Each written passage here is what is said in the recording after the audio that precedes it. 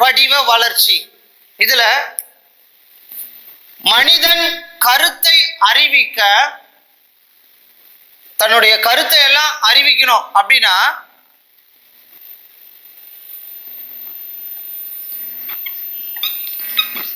மொழியை கண்டுபிடித்தான். தன்னுடைய கருத்துக்களை மற்றவங்களுக்கு அறிவிக்கிறதுக்காக மொழியை கண்டுபிடித்தான். இந்த மொழி நிலை பெற எழுத்துக்களை உருவாக்கினான்.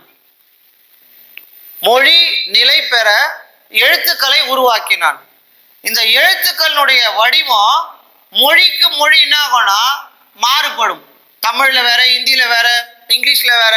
அப்ப பாருங்க, மனிதன் தன்னுடைய கருத்தை அறிவிக்க மொழியை கண்டுபிடித்தான். இந்த மொழி நிலை பெற எழுத்துக்களை உருவாக்கினான். எழுத்து மொழிக்கு மொழி மாறுபடும்.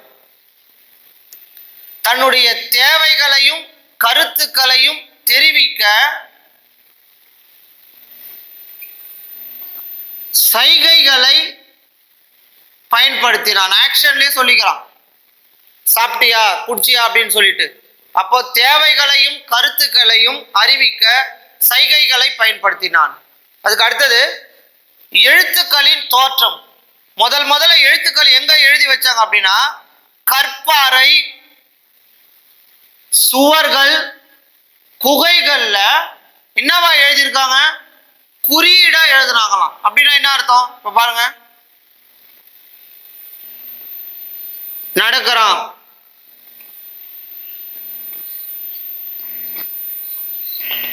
குடிக்கிறான், சாப்பிடுறான், இந்த மாதிரி குறியீடுகளை பயன்படுத்துறாங்களாம். அப்போ இந்த குறியீடுக்கு எழுத்து வடிவத்தின் தொடக்க நிலை என்று பெயர். அப்போ இதுக்கு என்ன பெயர் அப்படின்னா, நான் படம் வரைஞ்சிருக்கேன்ல, அப்போ எழுத்து வடிவத்தின் தொடக்க நிலைக்கு பெயர் ஓவிய எழுத்து. இந்த மாதிரி கற்பாறைகள்ல, சுவர்கள்ல, குகைகள் எல்லாம் அந்த காலத்துல ஓவிய எழுத்துக்களை பயன்படுத்துறாங்க. நான் புக்கில் ஒரு லெட்டரு, ஒரு வேர்டு, ஒரு லைன் விடாம நான் நடத்திட்டே வரேன். இந்த ஷார்ட்கட்டை நீங்க யூஸ் பண்ணி ஜஸ்ட் நீங்க பார்த்துட்டே வந்தா போதும். ஒரு முறை ஒரு லெசன் முடிச்ச உடனே நீங்களே ஏதாவது வேற ஒரு புக்ல இருந்து கொஸ்டினை பார்த்து ஆன்சரை நீங்க செலக்ட் பண்ணணும். இப்ப பாருங்க, ஓர் ஒலிக்கு ஓர் எழுத்து. இப்ப ஆ அப்படின்னா ஒரு எழுத்து, ஊ ஒலி, அதுக்கு ஒரு எழுத்து. அப்ப பாருங்க, ஓர் ஒலிக்கு ஓர் எழுத்து உருவான நிலையை டேஷ் என்பர், ஒலி எழுத்து என்பர். அதுல இருந்து ஆன்சர் வந்துருச்சு பாருங்க, ஒலி எழுத்து என்பர். பாருங்க, இது அந்த காலத்துல இருந்த கல்லு. இந்த கல்லை நான் என்ன பண்றேன்? வெட்டுறேன். அப்போ பழைய காலத்துல இருந்த கல்வெட்டுக்கல்ல சான்ற வடமொழி எழுத்து பயன்படுத்தப்பட்டது. எதை பயன்படுத்தல அப்படின்னா ஒற்று எழுத்துக்கள், புள்ளி வச்ச எழுத்துக்களை பயன்படுத்தல. அதுக்கப்புறம் எகரத்துக்கும் ஒகரத்துக்கும் குறில் நெடில் என்ற வேறுபாடே கிடையாது.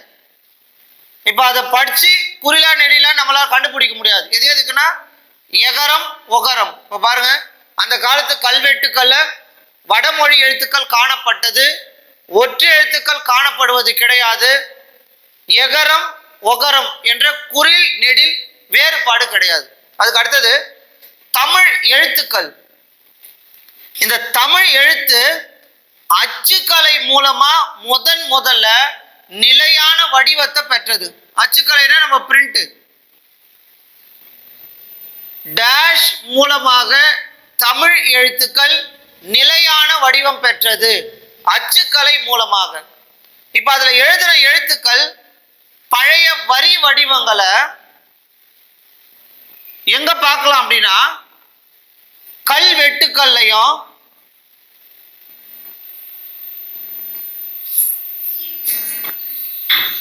செப்பேடுகள்லையும் பழைய வரி வடிவங்களை பார்க்கலாம். இப்ப பாருங்க, இப்ப இந்த கல்வெட்டு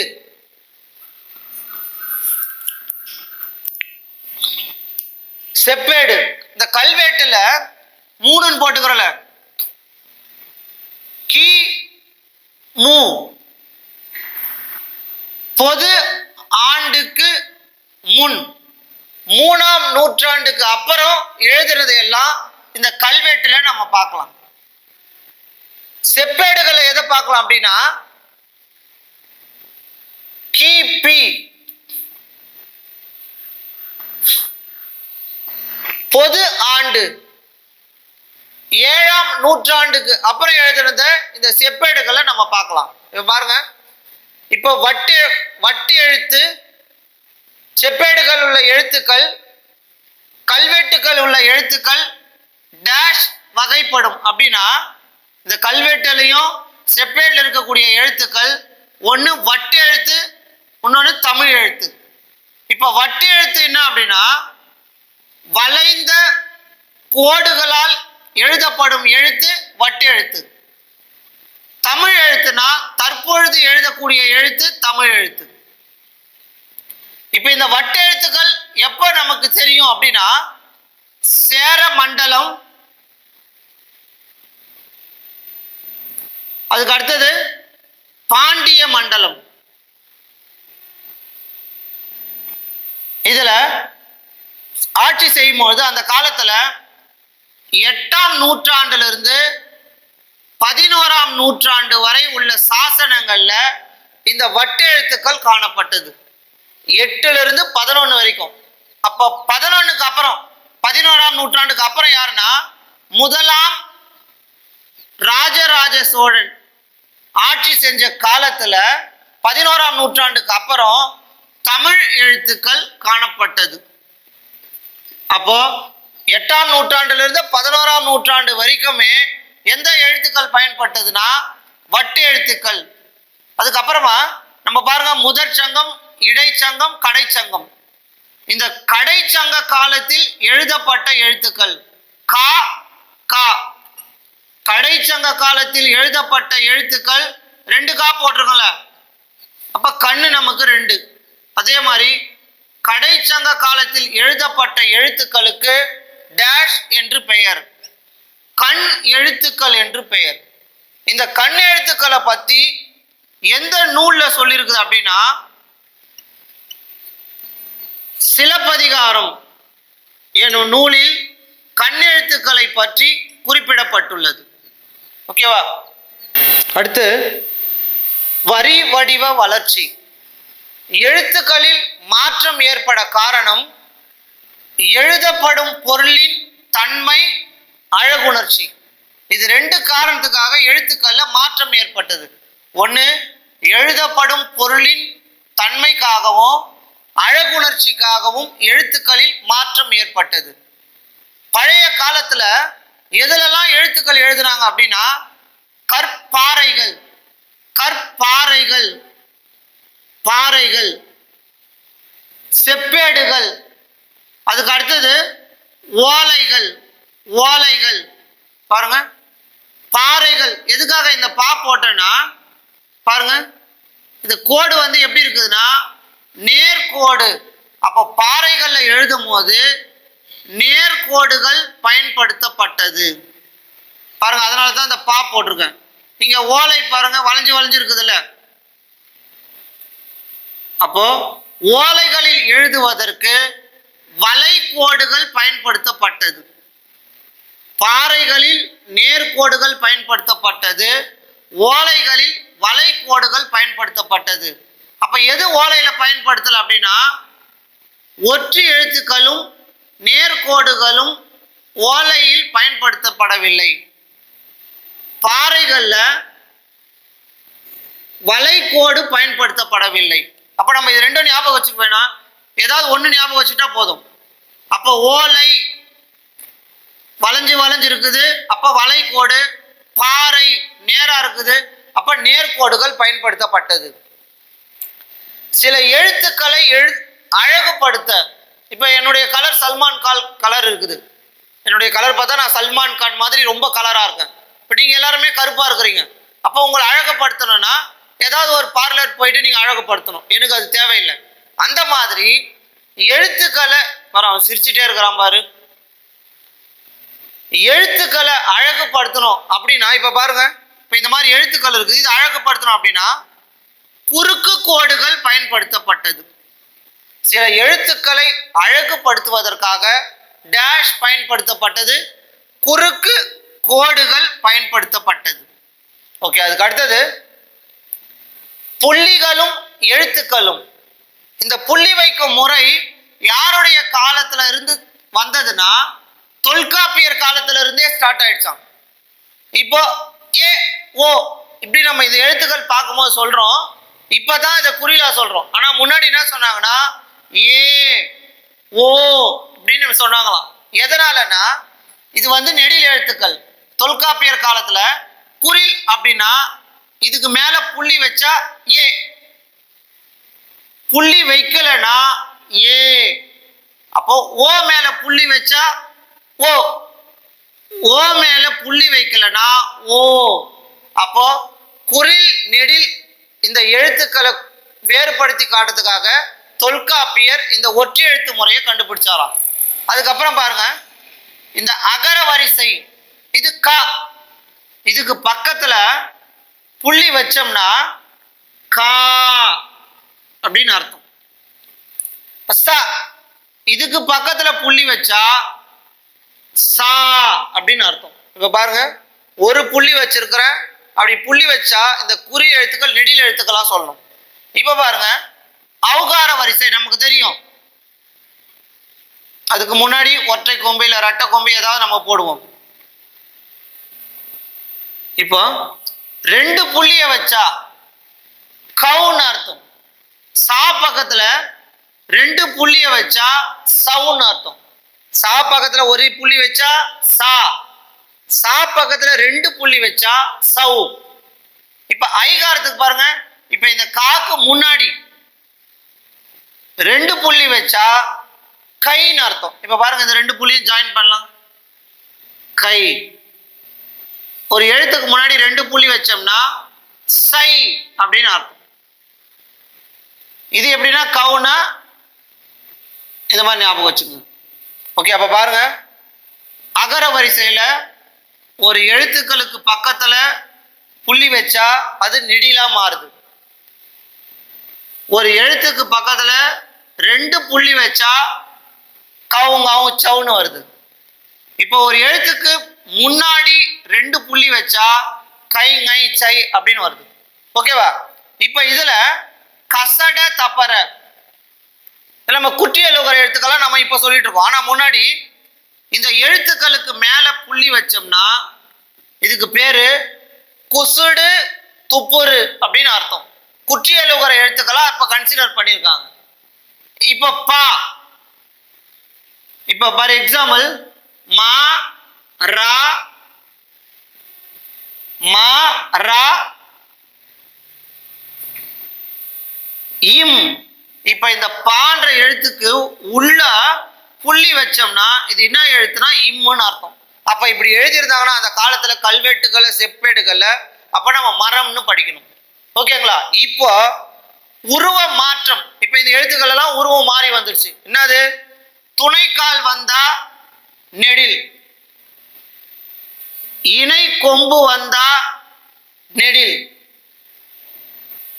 கொம்பு கால் வந்தாலும் இப்ப நெடில். அப்போ இந்த எழுத்துக்கள் எல்லாம் உருவ மாற்றம் எப்படி வந்திருக்குன்னா துணைக்கால், இணை கொம்பு, கொம்பு கால் மூலயமா எழுத்துக்கள்ல மாற்றம் கண்டுபிடிக்கப்பட்டுள்ளது. அடுத்து நம்ம பார்க்க போறது எழுத்து சீர்திருத்தத்தின் தேவை.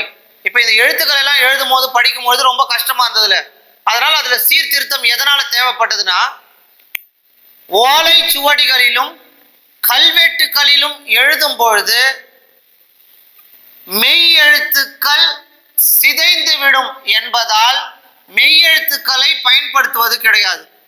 இப்ப படம் அப்படின்னா பாடா மா, இப்ப இதுக்கு நம்ம கன்ஃபியூஷன் ஆகல, இது இம்மா மாவானு. அப்ப இதனால தான் இந்த எழுத்துக்கள்ல சீர்திருத்தம் தேவை அப்படின்னு கொண்டு வந்திருக்காங்க. அப்ப பாருங்க, ஓலைச்சுவடிகளிலும் கல்வெட்டுகளிலும் மெய்யெழுத்துக்கள் பயன்படுத்துவது கிடையாது. அது மட்டும் இல்ல, இந்த ஓலைச்சுவடிகள்ல பத்தி பிரித்தலும் பேராவா எழுதும்ல, அது கிடையாது. நிறுத்தற் குறியீடு, வினாக்குறி, ஆச்சரியக்குறி, ஒரு சென்டென்ஸ் முடிஞ்சிச்சு நம்ம வைக்கிறல புள்ளி, கமா, இது எதுவுமே இந்த ஓலைச்சுவடிகள்ல பயன்படுத்துவது கிடையாதாம். அப்போ நம்ம எழுதும் பொழுதும் படிக்கும் பொழுதும் குறில், நெடில், உயிர், மெய் அப்படின்ற வேறுபாடு நமக்கு தெரியாம ரொம்ப கஷ்டப்பட்டதுனால இந்த எழுத்துக்கள்ல சீர்திருத்தத்தை கொண்டு வந்தாங்களாம். யார் கொண்டு வந்தது அப்படின்னா விபி, ஞாபகம் வச்சுக்கோங்க நீங்க, வைஸ் பிரின்சிபல் விபி. ஒன்று வீரமாமுனிவர். அப்ப எழுத்து சீர்திருத்தம் முதல்ல கொண்டு வந்தவர் யாருன்னா வீரமாமுனிவர் தமிழ்ல. அதுக்கப்புறம் பி யாருன்னா பெரியார். வீரமாமுனிவர், பெரியார். இப்ப இந்த வீரமாமுனிவர் என்ன பண்ணார்னா, இந்த எகர ஒகர, இந்த இதுக்கு மேல புள்ளி வச்சா குறில்னு சொன்னோம்ல, அப்ப இதை எடுத்துட்டு அவர் என்ன பண்ணார்னா, இந்த ஒற்றை எடுத்துட்டு கீழே என்ன பண்ணார் பாருங்க, கீழ் கோடிட்டார். இப்ப பாருங்க, இது ஏ, கீழே கோடிட்டா ஏ. இப்ப பாருங்க, இந்த ஒற்றை எடுத்துட்டு சுழி போட்டாராம். அப்போ இது ஓ, சுழி போட்டா ஓ. அப்போ ஒற்றை எழுத்துக்களை எடுத்து குறில், நெடிலுக்கு இந்த வேறுபாடு கொடுத்திருக்கிறார். அது மட்டும் இல்ல, பாருங்க, ஒற்றை கொம்பு போட்டு ரெட்டை கொம்பு, துணைக்கால், இது எல்லாம் வீரமாமுனிவர் பயன்படுத்தி இருக்கார். அதுக்கப்புறமா பெரியார் என்ன பண்ணார்னா, 20ஆம் நூற்றாண்டுக்கு பிறகு, அதுக்கு முன்னாடி எல்லாம் இப்படி இருந்ததுன்னா, வளைஞ்சு இருந்ததுன்னா நா அப்படின்னு அர்த்தம். பெரியார் என்ன பண்ணாரு, இதை எடுத்துட்டு இந்த எழுத்துக்களுக்கு பக்கத்துல துணைக்கால பயன்படுத்தினாரு. இப்ப பாருங்க, இது ரா, இது எடுத்து துணைக்கால் பயன்படுத்தினாரு.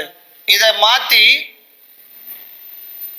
நான் இந்த மாதிரி எழுத்து சீர்த்தம் கொண்டு வந்ததுனால பிற மொழியினர் கூட தமிழ் மொழியை கற்க ஆர்வம் ஏற்பட்டது. எப்போ? பெரியார் கண்டுபிடிச்சதுக்கு அப்புறமா.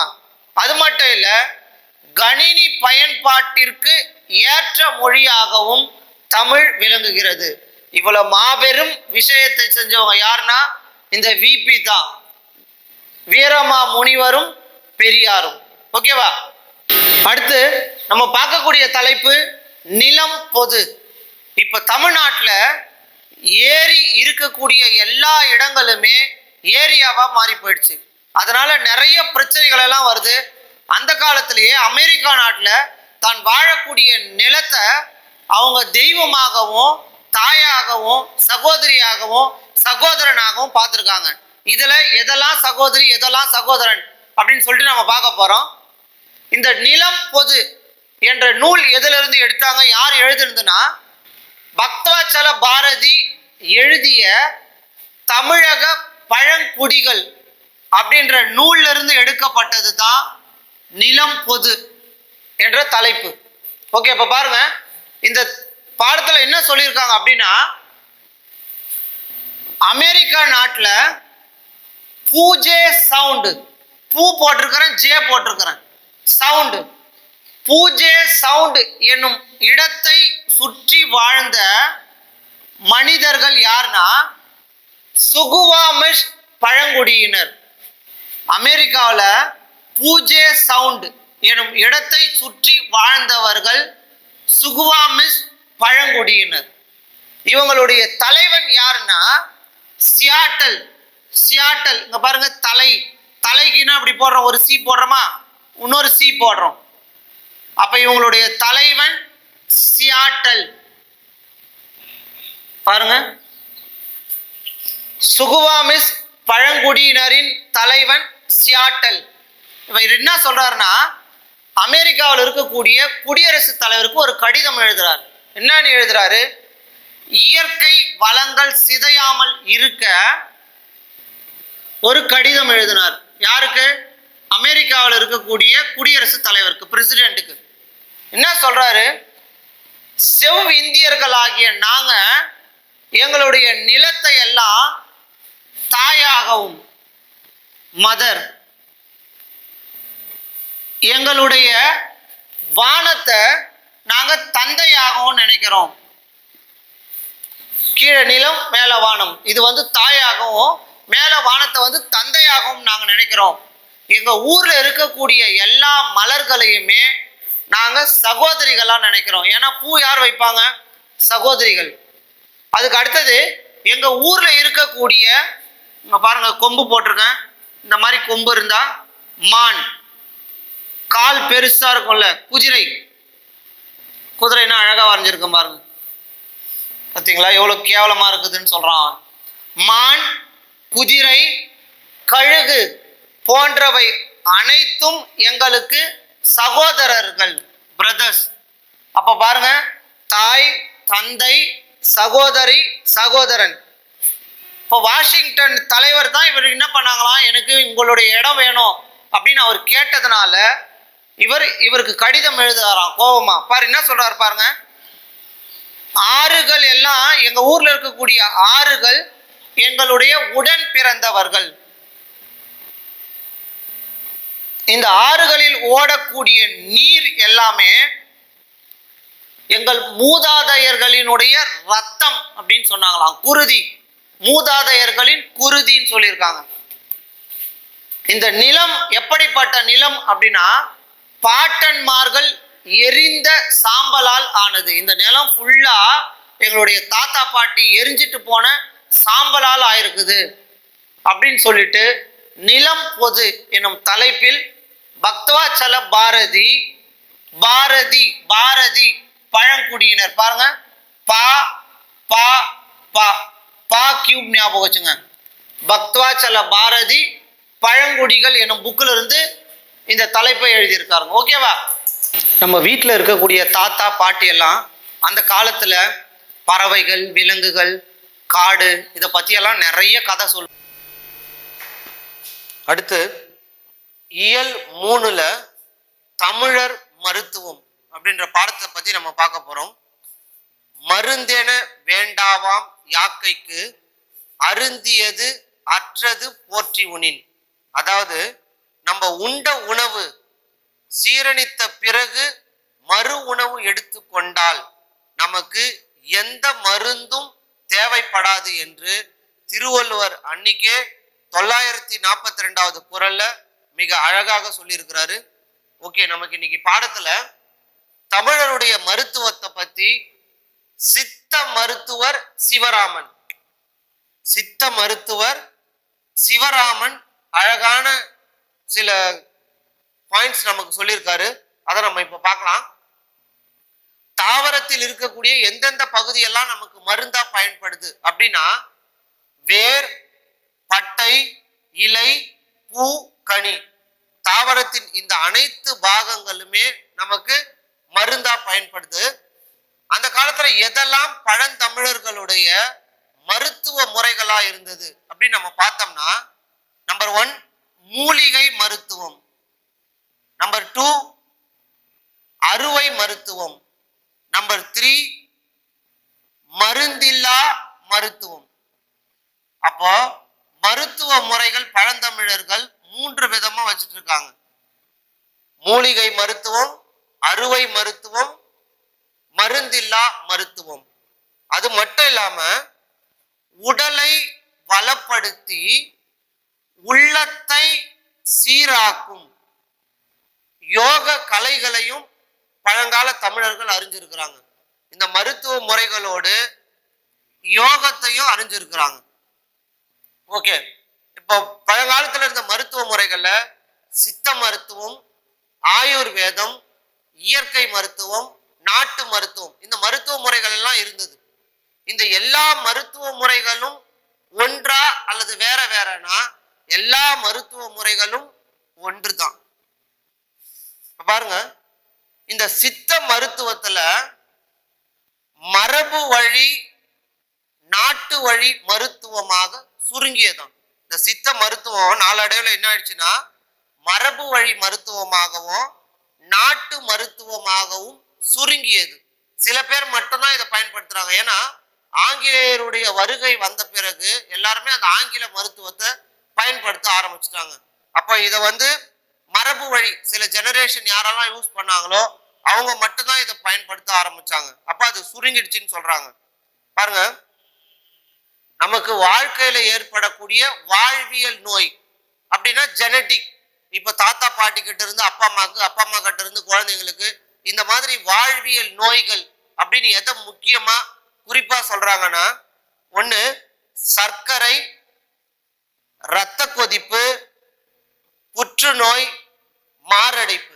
இப்ப நம்ம ஹாஸ்பிட்டல் நம்ம உடம்பு சரியில்லைன்னு போயிட்டு அட்மிட் ஆகிறோம், ஹார்ட் அட்டாக் வந்துருச்சுன்னா யாருக்காவது உங்களுக்கு அப்பாவுக்கு இருந்ததா இல்ல தாத்தா பாட்டிக்கு இருந்ததா அப்படின்னு நம்ம கொஸ்டின் கேட்பாங்க.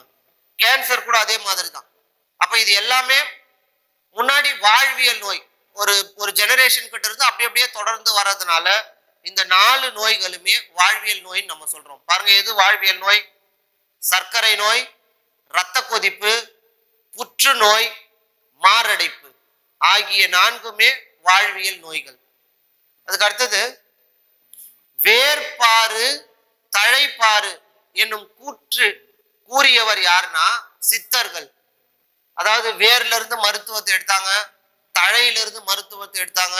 இப்படி சொன்னவங்க யாரு? வேர்பாறு தழைப்பாறு என்றனர். யாருன்னா சித்தர்கள்.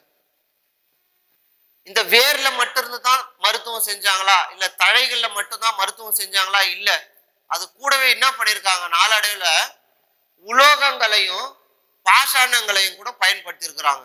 இந்த தழைகள் கூடவும் வேர்கள் கூடவும் எதை பயன்படுத்தினாங்கன்னா உலோகம், பாஷாணம்.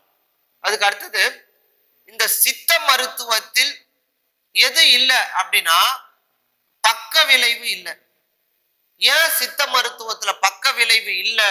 என்ன முக்கிய காரணம்னா மருந்தே உணவின் நீட்சி. நம்ம சொல்லுவோம்ல, உணவே மருந்து. நம்ம சாப்பிடுற சாப்பாடு தான் நமக்கு மருந்து. அப்போ மருந்தே உணவின் நீட்சியாக இருந்தது. இப்ப கூட பாருங்க, இந்த கோவிட் டைம்ல நம்ம என்ன பண்றோம், இஞ்சி காப்பி அப்புறமா எல்லாமே மருத்துவ முறைகளா நம்ம உணவு உட்கொள்றோம். அதனாலதான் தமிழர்களுக்கு அதிகமா பாதிப்பு ஏற்படல. சித்த மருத்துவத்தை நமக்கு நாடி போனோம் அப்படின்றாங்க. எதனாலனா சித்த மருத்துவத்தில் பக்க விளைவு இல்லை. அதற்கு முக்கிய காரணம் மருந்தே உணவின் நீட்சி. திருவள்ளுவர் பாருங்க, நோய் நாடி நோய் முதல் நாடி அது தணிக்கும், வாய் நாடி வாய்ப்ப செயல் அப்படின்ற ஒரு குறள்ல அழகா சொல்லியிருப்பார். என்னன்னா இந்த சித்த மருத்துவம் மருத்துவ முறைகள் நோய் குணப்படுத்துறது மட்டும் இல்லாம இனிமே வராமலையும் நமக்கு காப்பாத்துமா. ஒரு மனுஷனை நோய் இல்லாம இருக்கணும் அப்படின்னா அது எந்த மருத்துவம்? சித்த மருத்துவம் நோய் இல்லாமல் இருக்க காரணமானது அப்படின்னு சொல்றாங்க. அதுக்கு அடுத்தது இப்ப நமக்கு நோய் வர காரணம், எல்லாருக்குமே டிசீஸ் வருது அப்படின்னா அதுல மெயின் மன அழுத்தம் கூட, டிப்ரெஷன்.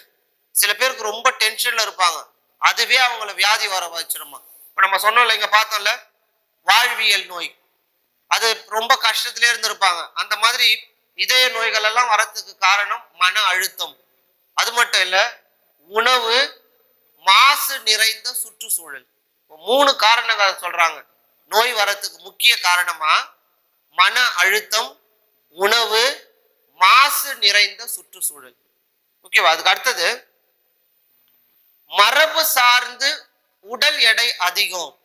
இப்போ நம்ம வீட்டுல தாத்தா பாட்டி யாராவது ஒருத்தர் குண்டா இருந்திருப்பாங்க, இல்ல அத்தா மாமா யாராவது குண்டா இருந்திருப்பாங்க.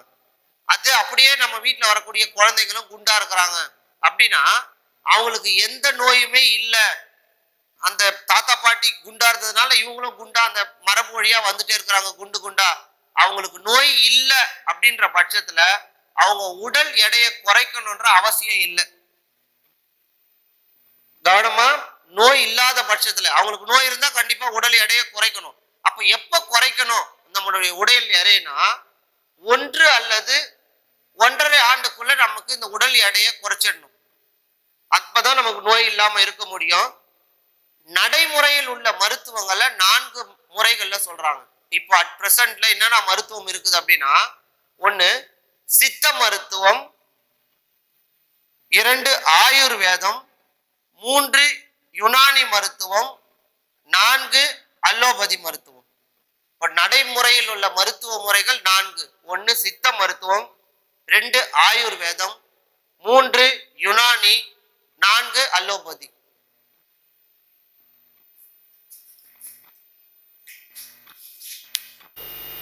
அடுத்து நம்ம நாள்தோறும் செய்ய வேண்டியவை 45 நிமிடம் 4 5, அதுக்கு முன்னாடி நம்பர் 3. அப்போ 3 இங்க போட்டுங்க. 45 நிமிடம் 3 கிலோமீட்டர் தூரம் நாம நடக்கணும் டெய்லியும்.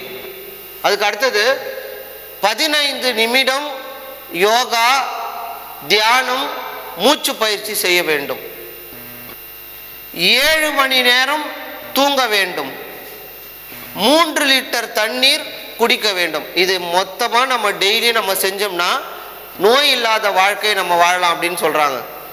அது மட்டும் இல்லை, பெரிய பெரிய விலை உயர்ந்த பழங்களை நம்ம ஒன்றதை விட நம்ம ஊரில் கிடைக்கக்கூடிய கொய்யா, இலந்தை, நாவற்பழம், பப்பாளி பழம், நெல்லி, வாழைப்பழம், இந்த பழங்கள் எல்லாமே எப்போ சாப்பிடணும் அப்படின்னா உணவு உண்பதற்கு முன் சாப்பிடணும் அப்படின்னு சொல்கிறாங்க. சாப்பிட்றதுக்கு முன்னாடி உணவுக்கு முன் இந்த பழங்களை எடுத்துக்கணும். எது பாருங்க, கொய்யா, இலந்தை, நாவற்பழம், பப்பாளி, நெல்லி, வாழை. சரியான உணவு, சரியான உடற்பயிற்சி, சரியான தூக்கம் இருந்தால் நாம் நலமாக வாழலாம் என்று சிவராமன் இந்த பாடத்தில் மிக அழகான தன்னுடைய கருத்துக்களை பதிவிட்டிருக்கிறார். சரியா? அடுத்து இயல் 4 பல்துறை கல்வி. அறியாமையை நீக்கி அறிவை விளக்குவது கல்வி. அறியாமை எனும் இருளை நீக்கி அறிவை விளக்குவது கல்வி. இந்த கல்வி எப்படி இருக்கணும் அப்படின்னா, தொழில் நோக்கத்திற்காக இல்லாமல், நம்ம வேலை செய்யணும் அப்படின்ற நோக்கத்துக்கு இல்லாமல் அறிவு வளரும் வகையில் கல்வி இருக்க வேண்டும் என்று நம்மளை இயற்கை அன்னை எச்சரிக்கை செய்கிறாளாம். இயற்கை அன்னை எப்படி எச்சரிக்கை செய்கிறா? கற்கக்கூடிய கல்வி தொழில் நோக்கத்துக்காக இல்லாமல் அறிவு வளருவதற்காக இருக்க வேண்டும் அப்படின்னு சொல்றாங்களாம். கல்வி வருவாயை தேடும் வழிமுறை இல்லை.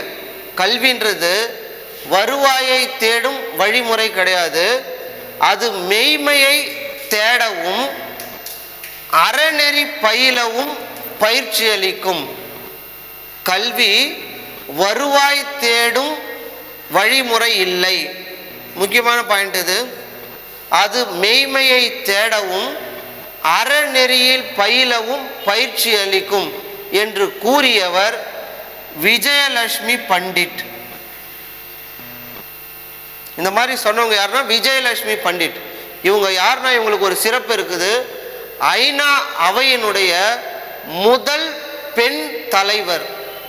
ஐநா அவையின் முதல் பெண் தலைவர் விஜயலட்சுமி பண்டிட். அதுக்கு அடுத்தது, வாழ்விற்குரிய இன்ப துறைகளுள் ஒன்று காவிய இன்பமும் ஒன்று. நம்ம லைஃபுக்கான இன்ப துறைகளில் காவிய இன்பம் ஒன்று. சங்க புலவர்கள் யாரெல்லாம் அப்படின்னு இந்த புத்தகத்தில் கொடுத்துருக்காங்க. இந்த பல்துறை கல்வியில் இளங்கோவடிகள், திருத்தக்க தேவர், திருஞான சம்பந்தர், பரம்ஜோதி, ஆண்டாள், சேக்கிழார், கம்பர், இவங்க எல்லாம் முதலியானோர் சங்க புலவர்கள் அப்படின்னு கொடுத்துருக்குறாங்க. அதுக்கு அடுத்தது, ஏடன்று கல்வி சிலர் எழுதும் பேசும் இயலன்று கல்வி, வீடன்று கல்வி ஒரு தேர்வு தந்த விளைவன்று கல்வி எனும் பாடலை கூறியவர் குலோத்துங்கன். பாரு, ஏடன்று கல்வி வீடன்று கல்வி, இந்த லைன் வந்தாவே யார் ஞாபகம் வச்சுக்கிறீங்கன்னா குலோத்துங்கன். ஓகே, அதுக்கு அடுத்தது பாருங்க, இந்த பாடத்தினுடைய ஆசிரியர் யார் அப்படின்னா திருவாரூர் விருதாச்சலம் கல்யாண சுந்தரம். நமக்கு தெரியும் இதை சுருக்கி தான் என்ன பண்ணாங்க, திருவி கா. இப்ப திருவிக்கா தான் இளமை விருந்து அப்படின்னு அவருடைய நூல்ல இருந்து தான் இந்த பல்துறை கல்வின்ற ஒரு பாடம் நமக்கு இங்க வந்திருக்குது. பாருங்க, எந்த தலைப்புல? இளமை விருந்து. யார் எழுதுனது? திருவிக்கா எழுதுனது. அவருடைய குறிப்பு பார்க்கலாம். இவர் அரசியல், சமுதாயம், சமயம், தொழிலாளர் நலன் போன்ற துறைகளில் அதிக ஈடுபாடு கொண்டவர் திருவிக்கா. எதுல பாருங்க? அரசியல், சமுதாயம், சமூகம், தொழிலாளர் நலன். இவர் மிக சிறந்த மேடை பேச்சாளர். திருவிக்கா சிறந்த மேடை பேச்சாளர். இவர் தமிழ்ல ரொம்ப சூப்பரா பேசுறதுனால இவரை தமிழ் தென்றல் அப்படின்னு அழைக்கிறாங்களாம் மக்கள். திருவிக்காவை என்னன்னு சொல்றாங்கன்னா தமிழ் தென்றல்.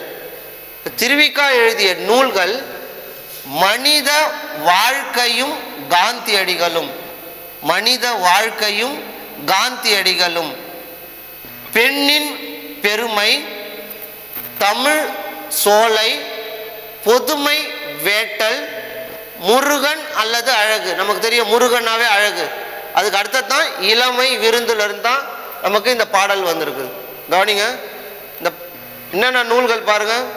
மனித வாழ்க்கையும் காந்தியடிகளும், பெண்ணின் பெருமை, தமிழ் சோலை, பொதுமை வேட்டல், முருகன் அல்லது அழகு, இளமை விருந்து போன்ற நூல்களின் ஆசிரியர் யார்னா திருவிக்கா.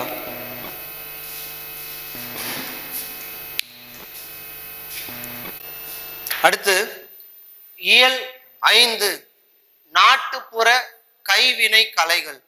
அதாவது மண்பாண்ட கலைகள், சுடுமண் கலைகள், ஓலை கலைகள், மூங்கில் கலைகள், குச்சி கலைகள், இந்த மாதிரி நிறைய கலைகளை பத்தி இந்த பாடத்துல சொல்லியிருக்கிறாங்க. மிக பழமையான கலை எதுனா மண்பாண்ட கலை. கலைகள்ல மிக பழமையான கலைகளுள் ஒன்று மண்பாண்ட கலை. இந்த மண்பாண்ட கலையை பத்தி நமக்கு எப்படி கிடைச்சிருக்கு? சிந்து சமவெளி அகழ்வாய்வுல பானை ஓடு கிடைச்சிருக்கு. சிந்து சமவெளி அகழ்வாய்வுல பானை ஓடு. தமிழ்நாட்டில் நடைபெற்ற ஆதிச்சநல்லூர்ல முதுமக்கள் தாழிகள் கிடைச்சிருக்குதான். நாகை மாவட்டத்துல செம்பியன் கண்டியூர், அதுல கண்டியூர் கண் மண், செம்பியன் கண்டியூர்ல மண் கலன்கள் கிடைச்சிருக்குது. மதுரையில கீழடி என்ற இடத்துல நடைபெற்ற அகழாய்வுல சுடுமண் கிடைச்சிருக்கு. சோ பானை ஓடு, முதுமக்கள் தாழி, மண் கலன், சுடுமண், இந்த பொருட்கள் எல்லாம் கிடைச்சதை வச்சு மண்பாண்ட கலை அந்த காலத்துல சிறந்து இருந்ததா நம்ம அறிய முடியுது. இப்ப வெறும் இந்த மண்பாண்டங்களை இது மட்டும்தான் செய்யறாங்களா? நமக்கு தெரிஞ்ச உடனே என்ன சொல்லுவோம்? பானை, சட்டி, இது ரெண்டு மட்டும் தான் நமக்கு மண்பாண்டத்துல தெரியும். அதை தாண்டி வேற எல்லாம் எது இருக்குது? குடம், தோண்டி, கலயம், கடம், மூடி. இப்ப இதுல எல்லாம் நமக்கு தெரியும். குடம் விட்டுருங்க, தோண்டி விட்டுருங்க, கலையும் கடம். இப்ப இது டிஃப்ரெண்டா இருக்குது, அதை ஞாபகம் வச்சுக்கணும். மூடியும் தெரியும் நமக்கு, மண் சட்டிக்கு மூடி போடுறாங்கல்ல. உழக்கு, சுண்டல், இது எல்லாமே நமக்கு ஒரு உழக்கு கூட 2 உழக்கு கூடுவாங்க. அப்ப இதுவும் டிஃப்ரெண்டா இருக்குது. உழக்கு, அகல் நமக்கு தெரியும், உண்டியலும் தெரியும், அடுப்பும் தெரியும், தொட்டியும் நமக்கு மண்பாண்டங்களை செய்யறதா. அப்ப கலையும் கடம் உழக்கு இது 3மே நீங்க ஞாபகம் வச்சுக்கிறீங்க. இப்ப இந்த மண்பாண்டங்கள் செய்யறதுக்கு களிமண் நமக்கு வேணும். இப்ப இந்த களிமண்ணை எங்க இருந்து எடுக்கிறாங்க அப்படின்னா, குளத்துல இருந்தோம், ஆற்றங்கரையில இருந்தோம், வயல் வெளியிலிருந்து இந்த களிமண் எடுத்து இந்த பொருட்கள் எல்லாம் செய்யறாங்க. இந்த பொருட்கள் செய்யறதுக்கு கண்டிப்பா மண்ணு, தண்ணி எல்லாமே தேவை. அது மட்டும் இல்லாம பானை செய்யும் சக்கரம். பானை செய்யறதுக்கு நமக்கு சக்கரம் ரொம்ப ரொம்ப முக்கியம். அந்த சக்கரத்துக்கு பேர் என்ன அப்படின்னா திருவை.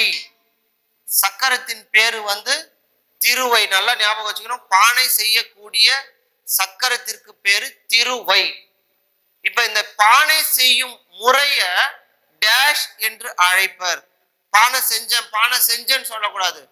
பானை வனைதல், பானை வனைதல், பானை வனைதல் சொல்றதுதான் மரபம். எப்படி பானை செய்வாங்க? ஒரு பெரிய பள்ளம் தோண்டிட்டு அதுக்குள்ள களிமண்ணை போட்டு தண்ணியை நிரப்பிச்சு நல்லா ஒரு நாள் ஃபுல்லா ஊற வைப்பாங்களாம். அதுக்கப்புறமா இந்த திருவையை வச்சு அதுல சுத்தி பானை செய்வாங்க. இப்ப பானை வனைதல்ன்றதுதான் மரபு. இப்ப இந்த மண்பாண்ட கலையின் வளர்ச்சி நிலையத்தான் சுடுமண் சிற்பக்கலை. சுடுமண் சிற்பக்கலை. இப்ப நமக்கு வெறும் மனுஷங்களுடைய உருவம் மட்டும் இல்ல, பறவைகள், விலங்குகள், இந்த மாதிரி நிறைய பொம்மைகள் எல்லாம் செய்யறது எந்த கலைனா சுடுமண் சிற்பக்கலை. இந்த சுடுமண் சிற்பக்கலைக்கு தான் ஆங்கிலத்துல டெரகோட்டா அப்படின்னு சொல்றாங்க. சுடுமண் சிற்பக்கலை ஆங்கிலத்துல என்ன சொல்றாங்கன்னா டெரகோட்டா. இப்ப நிறைய கோயில் எல்லாம் பார்க்கலாம், குதிரை பொம்மை நின்றுட்ட மாதிரி இருக்கும். குதிரை அது எதுக்காகனா, தான் வேண்டியது நிறைவேறினால் இன்னது செய்வேன் என்று கடவுளை வேண்டிக் கொண்டு இந்த சிற்பங்களை செஞ்சு வைப்பாங்களாம். அது எந்த சிற்பம் அப்படின்னா குதிரை சிற்பம். வேண்டியது நிறைவேறினால் செய்யக்கூடிய சிற்பம் குதிரை சிற்பம். இந்த சுடுமண் சிற்பக்கலை ஆங்கிலத்துல என்ன சொல்றாங்க? டெரகோட்டா. ஓகே, இது முடிச்சிட்டோம். அதுக்கு அடுத்தது மூங்கில் பார்க்கிறோம். மூங்கில்ல என்னென்ன கைவினை பொருட்கள் செய்யறாங்க? மூங்கில் டேஷ் வகைப்படும். கல் மூங்கில், மலை மூங்கில், கூட்டு மூங்கில். கல் மூங்கில், மலை மூங்கில், கூட்டு மூங்கில். இந்த 3 மூங்கில் வகைகள்ல கூட்டு மூங்கில வச்சுதான் கைவினை பொருட்களை அதிகமா செய்யறாங்களாம். ஏன்னா அது அப்படியே ஈஸியா இதான் மூங்கில்லாம் அப்படியே கூட்டலாம்ல. அப்ப கூட்டு மூங்கில்களின் மூலமாக கைவினை பொருட்கள் அதிகமாக செய்யப்படுகிறது. அதுக்கு அடுத்தது பாய்களுக்கு போலாம். பாய்களின் வகைகள். இப்ப குழந்தைகளை நம்ம முதல்ல குழந்தை பிறந்த உடனே ஒரு பாயில படுக்க வைப்போம். அந்த பாயினுடைய பெயர் தடுக்கு பாய். குழந்தைகளை படுக்க வைக்கக்கூடிய பாய் தடுக்கு பாய். உணவு உண்பதற்காக பயன்படுத்தக்கூடிய பாய். இப்போ பந்திக்கு டைம் ஆயிடுச்சு, பந்தி டைம் ஆயிடுச்சுன்னு சொல்றோம்ல, அப்படின்னா போய் பந்தி புடி அப்படின்னா பாய போயிட்டு புடின்னு அர்த்தம். அப்போ உணவு உண்பதற்காக பயன்படுத்தக்கூடிய பாய் பந்தி பாய். உட்காருவதற்கும் படுக்கிறதுக்கும், இப்போ வில்லேஜ்ல எல்லாம் நமக்கு திண்ணையில எல்லாம் உட்காந்து பேசிட்டு இருப்பாங்கல்ல, அந்த இடத்துல உட்கார்றதுக்கும் படுக்கிறதுக்கும் பயன்படுத்தக்கூடிய பாய் திண்ணை பாய். திண்ணையில படுத்துட்டு இருப்பாங்க வயசானவங்க. திருமணம் போன்ற சுப நிகழ்ச்சிகள்ல பயன்படுத்தக்கூடிய பாய் பட்டு பாய். நமக்கு திருமணத்துக்கு என்ன புடவை எடுப்போம்? பட்டு புடவை. அப்போ திருமணத்திற்கு பயன்படுத்தக்கூடிய பாய் பட்டு பாய். படுக்கிறது நம்ம திண்ணையில தான் படுக்கணும், அப்ப திண்ணை பாய். இஸ்லாமியர் தொழுகைக்காக பயன்படுத்தக்கூடிய பாய். இப்ப நம்ம மசூதியில பார்க்கலாம், சின்ன சின்ன பாய்களை போட்டு அவங்க தொழுதுட்டு இருப்பாங்க. அப்போ தொழுதலுக்காக பயன்படுத்தக்கூடிய பாய் தொழுகை பாய். நெக்ஸ்ட், பாய்மர கப்பலில் பயன்படுத்தக்கூடிய பாய் கூடப்பாய். பாய்மர கப்பல்ல பயன்படுத்தக்கூடிய பாய் கூடப்பாய். இந்த பாய்களுடைய சிறப்பை பத்தி புறநானூறு நூல்ல மிக அழகா சொல்லியிருப்பாங்க. அந்த புறநானூறு நூல்ல கூம்போடு மீப்பாய் கலையாது.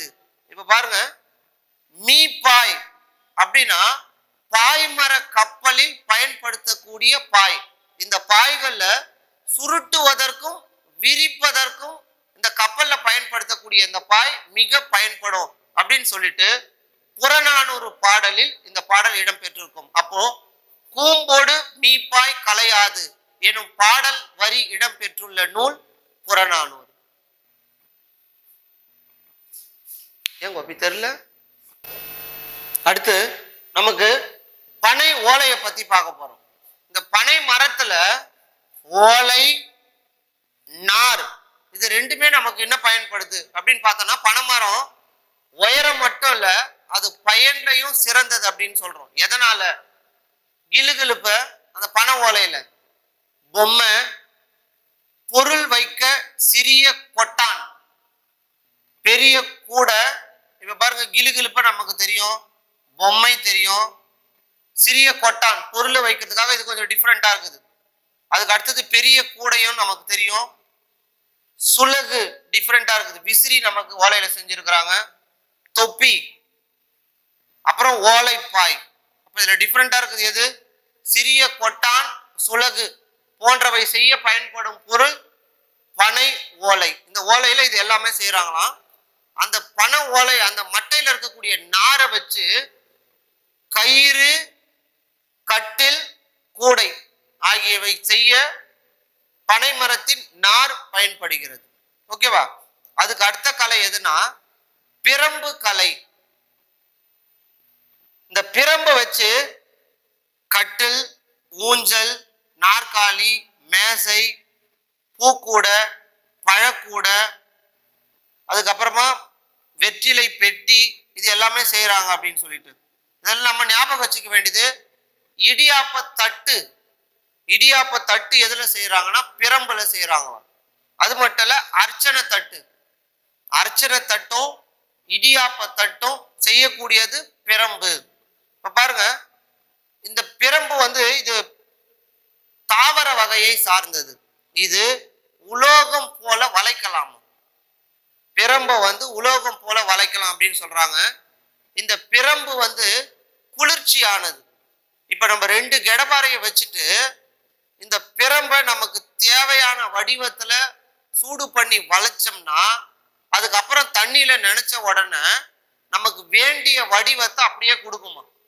இந்த பிரம்பு நமக்கு குளிர்ச்சியானதுனால இதை நிறைய வெயில் காலத்துல நம்ம பயன்படுத்துறோம். அதுக்கு அடுத்தது பிரம்பினுடைய சிறப்புகளை பார்க்கலாம். பிரம்பு என்ன வகையை சார்ந்ததுன்னா கொடி வகையை சார்ந்தது. அது அப்படி வளைஞ்சு வளைஞ்சு இருக்குமா. பிரம்புன்றது கொடி வகையை சார்ந்தது. பிரம்பின் தாவரவியல் பெயர் கலாமஸ் ரொட்டாங். கலாமஸ் ரொட்டாங். அந்த பிரம்பு அப்படி கீழே போட்டோம்னா ரொட்டான் சத்தம் வருது, ஞாபகம் வச்சுங்க. பிரம்பு என்ன வகையை சார்ந்தது? கொடி. கொடி கலா, கலாமஸ் ரொட்டாங். இந்த பிரம்பு எங்க விளையுது அப்படின்னா நீர் நிறைந்த வாய்க்கால், வரப்பு, அதுக்கப்புறமா மண் குகைகள் எல்லாம் எங்க இருக்குதோ அங்க இருக்குதாம். நீர் நிறைந்த வாய்க்கால், வரப்பு, மண் குகைகள் ஆகிய இடங்களில் பிரம்பு அதிகமாக வளருது. இப்ப இந்த பிரம்பு தமிழ்நாட்டுல இருக்குதா அப்படின்னா அதிகமா இல்ல. தமிழ்நாட்டுல இல்லாததுனால அப்ப வெளியிருந்து வர வைக்கிறாங்க. எந்த நாட்டுல? இப்ப பிரம்புன்றது மலை, ஞாபகம் வச்சுக்கோங்க. மலையில என்ன விளையும்? சாம விளையும். மலையில என்ன இருக்கும்? மான் இருக்கும். இப்ப மலையில என்ன சொன்ன? சாம, மான் இருக்கும். அப்ப பாருங்க, அசாம், அந்தமான், மலேசியா போன்ற இடத்துல இருந்து பிரம்ப வர வச்சு இந்த பொருட்கள் எல்லாம் செய்யறாங்க அப்படின்னு சொல்றாங்க. ஓகேவா?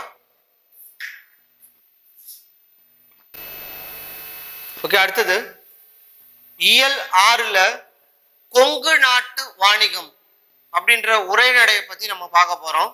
இதுல தொல்காப்பியம், சங்க இலக்கியமும் தமிழகத்தை சேரர், சோழர், பாண்டியர் ஆகிய மூவேந்தர்களுக்கும் உரியது என்று கூறுகிறது.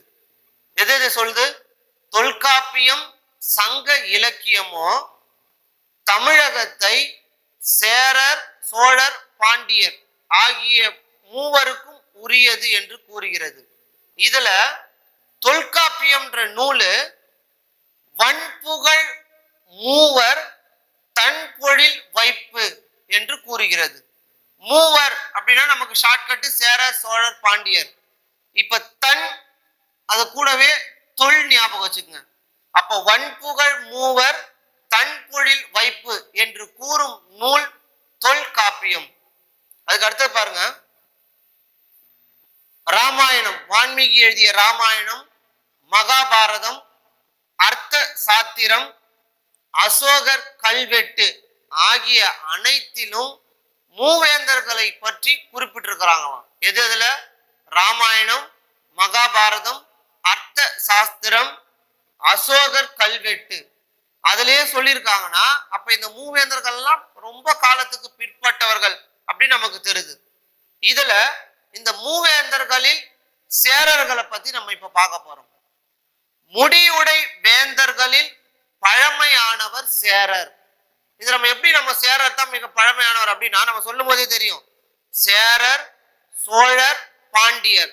முதல்ல யார சொல்றோம்? சேரர். அப்ப இந்த 3 பேர்ல மிக பழமையானவர் யாரு அப்படின்னா சேரர் அப்படின்னு சொல்றாங்க.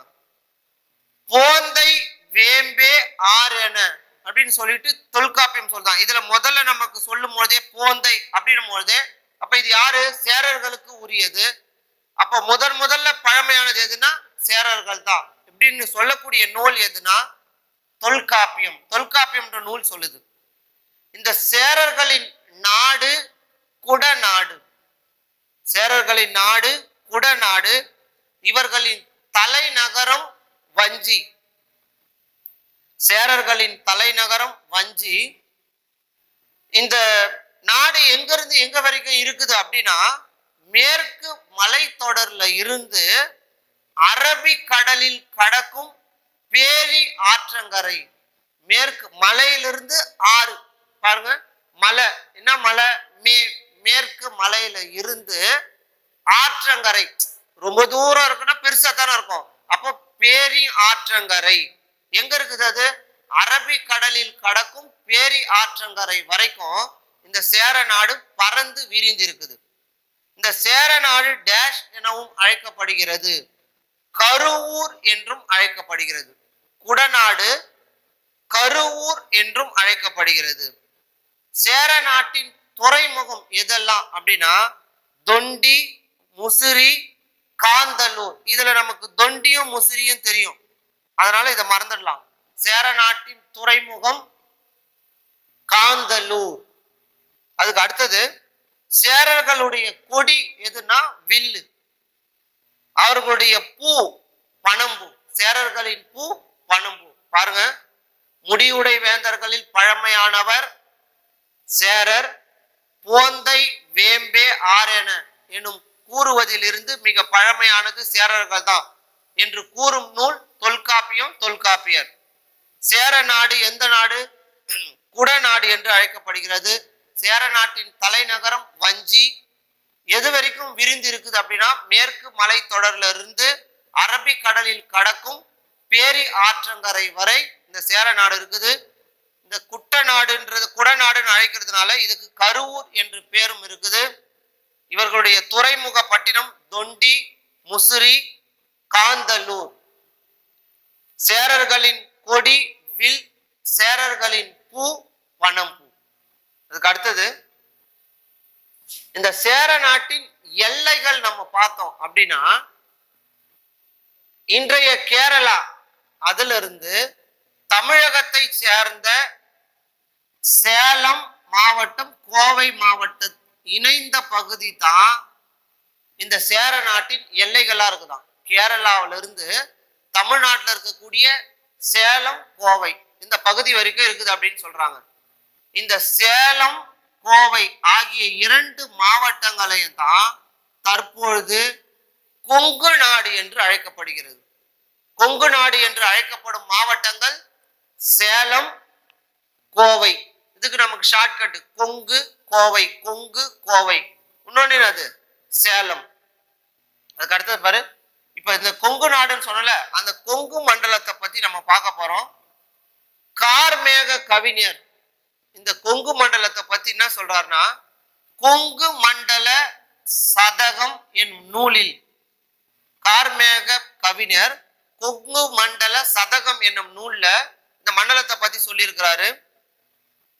இது எப்படி இதனுடைய எல்லைகள், கொங்கு மண்டலத்தின் எல்லைகள் வடக்கே எது வரைக்கும், தெற்கே எது வரைக்கும் அப்படின்னு நம்ம பார்த்தோம்னா வடக்கே பெரும் பாலை, தெற்கே பழனிமலை, மேற்கே வெள்ளிமலை, கிழக்கே மதிர் கரை வரைக்கும் இந்த கொங்கு மண்டலம் எல்லைகளா கொண்டிருக்குதாம். பாருங்க, வடக்கே பெரும் பாலை, தெற்கே பழனிமலை, மேற்கே வெள்ளிமலை, கிழக்கே மதிர்கரை வரைக்கும் இந்த கொங்கு மண்டலம் எல்லைகளா கொண்டிருக்குது. நீலகிரி, கோயம்புத்தூர், திருப்பூர், ஈரோடு, திண்டுக்கல், நாமக்கல், அது மட்டும் இல்லாம சேலம், கோயம்புத்தூர் இதனுடைய சில பகுதிகளும் இப்ப இந்த கொங்கு மண்டலத்துல சேர்ந்திருக்குதான். ஓகேவா? அதுக்கு அடுத்தது காவிரி, பவானி, நொய்யல், ஆண் பொருணை அப்படி என்று அழைக்கப்படும் அமராவதி ஆகிய ஆறுகள் வளம் கொழிக்க செய்தோம் இந்த கொண்டு மங்கத்துல. இந்த கொங்கு மண்டலத்தை செழிப்பட செய்யக்கூடிய ஆறுகள் எது பாருங்க, காவிரி, பவானி, நொய்யல், ஆண் பொருணை அதாவது அமராவதி ஆகிய ஆறுகள் இதை செழிப்படைய செய்கிறது அப்படின்னு சொல்லிட்டு சொல்லியிருக்காங்க.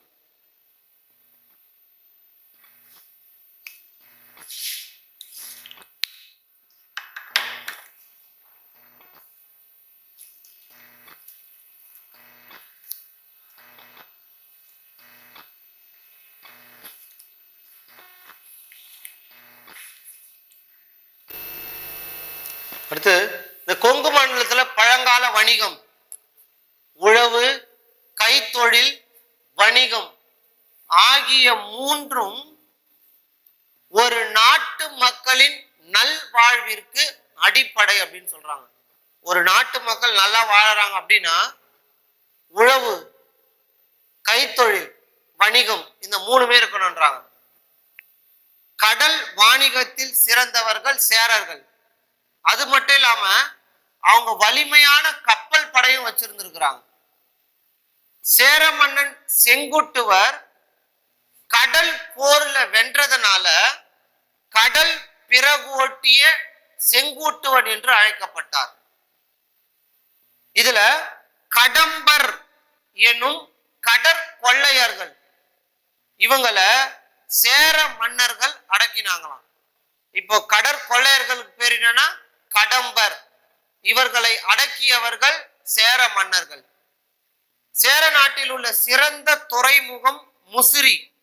இங்க எதெல்லாம் ஏற்றுமதி பண்ணாங்க, எதெல்லாம் இறக்குமதி பண்ணாங்கன்னு பார்க்க போறோம். இப்ப நம்ம தொண்டி, முசிறி அந்த மாதிரி துறைமுகம் பார்த்தோம்ல, எது ஏற்றுமதினா மிளகு, முத்து, யானை தந்தம், பட்டு, மணி போன்றவற்றை ஏற்றுமதி செய்தனர். எது பாருங்க, மிளகு, முத்து, யானை தந்தம், பட்டு, மணி.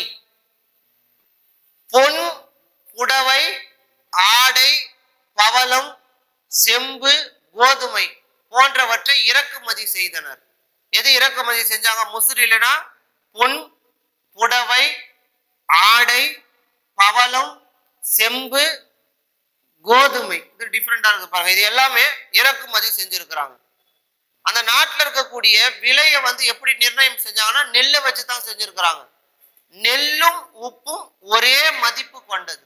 சேர நாட்டில் இருக்கக்கூடிய நெல்லும் உப்பும் ஒரே விலை மதிப்பு கொண்டது. அதுக்கு அடுத்தது நீலகிரி மாவட்டத்தை பத்தி நம்ம பார்க்க போறோம்.